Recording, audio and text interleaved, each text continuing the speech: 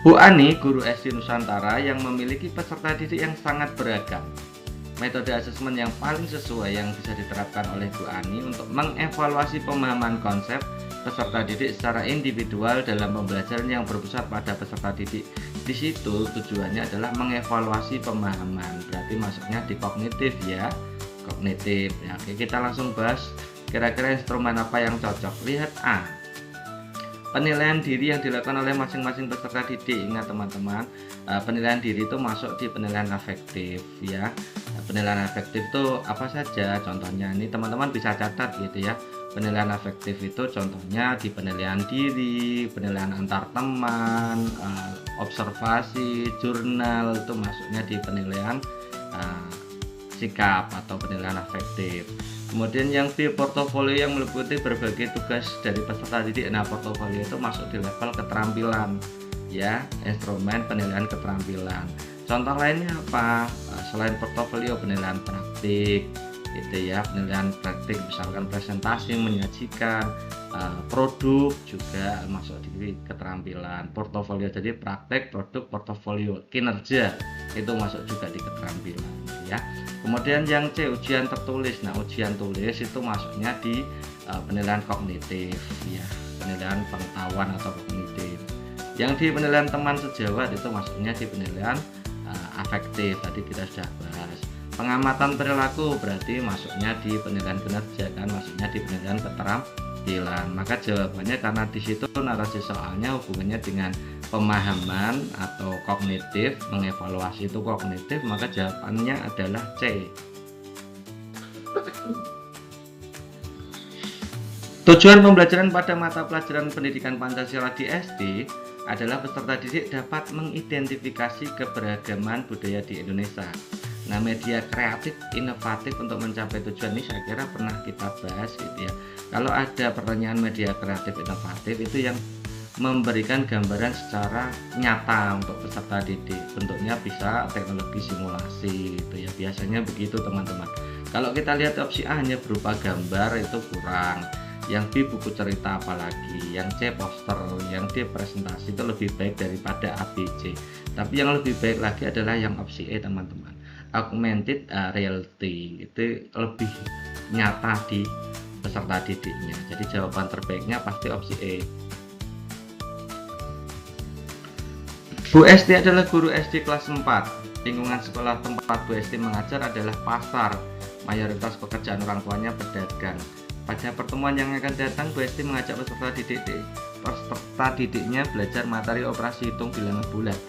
Kira-kira desain pembelajaran yang cocok yang mana? Jadi teman-teman harus bisa menggunakan lingkungan sebagai sumber belajar. Nah, contohnya ini lingkungannya adalah lingkungan dagang. Kira-kira bagaimana kita mengintegrasikan antara lingkungan belajar yang seperti itu ya, lingkungan peserta didik yang seperti itu dimasukkan ke dalam lingkup belajar. Coba kita lihat yang A. Guru menjelaskan cara menghitung penjumlahan dua bilangan bulat, kemudian meminta semua peserta didiknya mengerjakan soal latihan. Itu tidak ada hubungannya dengan pengambilan kondisi lingkungan peserta didik sebagai sumber belajar ya. Jadi yang A nggak mungkin ya. Yang B mengajak peserta didik belajar di luar mengamati pasar dan meminta peserta didik mendata banyaknya jenis dagangan.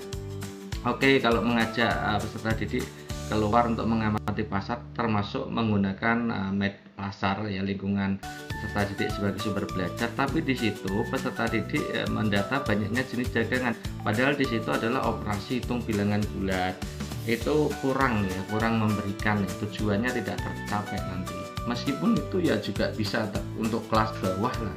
Untuk kelas bawah itu biasanya kalau mendata banyaknya jenis dagangan itu kan berarti bisa berhitung 1, 2, 3 kan gitu ya. Nah, tapi kurang ya, saya kira tidak cocok dengan tujuan pembelajarannya. Yang saya menampilkan slide presentasi contoh itu kalau kita lihat itu tidak menggunakan sumber lingkungan peserta didik sebagai sumber belajar. Yang D mengajak peserta didik bermain peran sebagai pembeli pedagang dengan menggunakan uang mainan untuk menentukan uang kembali. Nah, proses menentukan uang kembali ini kan mengajari tentang pengurangan gitu ya. Jadi yang D ini menggunakan konsep lingkungan peserta didik dimasukkan ke dalam lingkup belajar siswa.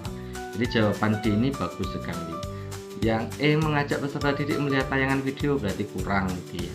Kurang, tidak menggunakan lingkungan peserta didik sebagai sumber belajar. Jadi jawaban terbaiknya pasti opsi D. Bu Santi sedang mendesain pembelajaran menyimak teks narasi untuk kelas 4. Capaian pembelajaran yang ingin dicapai adalah peserta didik mampu memahami dan memaknai teks narasi yang dibacakan atau dari media audio. Di awal pembelajaran, guru mengungkapkan pertanyaan pemantik, tugas harian yang biasa dilakukan di rumah, yaitu pertanyaan pemantik kan ada di pendahuluan ya. Pertanyaan pemantik ini digunakan sebagai pengantar cerita yang akan dibacakan guru. Kemudian guru memberikan lembar kerja peserta didik yang berisi pertanyaan seputar informasi dalam cerita. Oke, setelah itu guru membacakan teks narasi yang berkaitan dengan pekerjaan harian rumah.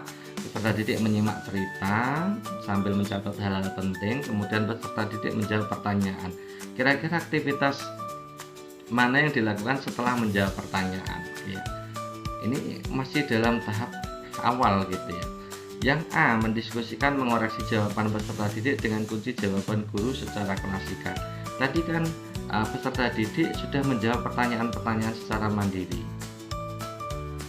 Ya, A ini bagus sekali ya. Setelah peserta didik menulis secara mandiri pertanyaan, maka langkah selanjutnya memang harus didiskusikan, kemudian mengoreksi jawaban peserta. Boleh klasikal juga lebih baik ya. Boleh juga dalam lingkup kelompok belajar. Yang A ini bagus. Yang B, menganalisis unsur intrinsik. Setelah peserta didik menjawab pertanyaan, masa langsung menganalisis, kan belum bisa. Yang C, mengaitkan isi cerita dengan pengalaman pribadi. Nah, ini adanya sekat terputus sebenarnya. Sebenarnya ini bagus sekali. Saya kemarin juga berpikir jawaban C ini bagus ya. Lebih apa itu namanya, lebih mengena. Tapi ternyata kalau kita lihat urutan dari step atau langkah pembelajarannya, yang A lebih masuk akal daripada yang C. Mempresentasikan hasil diskusi, yang belum diskusi kok sudah dipresentasikan, tidak mungkin. Membuat slogan, kalau membuat slogan itu biasanya di akhir pembelajaran, jadi tidak mungkin gitu ya. Maka jawaban terbaiknya adalah opsi A. Pak Nino, guru SD kelas 1, memberikan pilihan tugas kepada peserta didik untuk membuat proyek akhir tentang mengenal lambang negara. Pak Nino memfasilitasi peserta didik sesuai dengan gaya belajar. Kira-kira bentuk penugasannya yang mana? Kita lihat opsi A, tugas menggambar lambang negara bagi peserta didik bergaya belajar visual. Oke, benar. Yang B, tugas menggambar lambang negara peserta didik yang bergaya belajar kinestetik, kurang ya, karena gambar itu hubungannya dengan visual. Kemudian C, menggambar lambang negara bergaya auditori. Auditori itu mendengar, jadi tidak mungkin. Yang D, menggambar lambang negara peserta didik bergaya belajar verbal. Verbal itu kelas ceramah, jadi juga tidak mungkin ya. Yang E apalagi, maka jawaban terbaiknya pasti opsi A.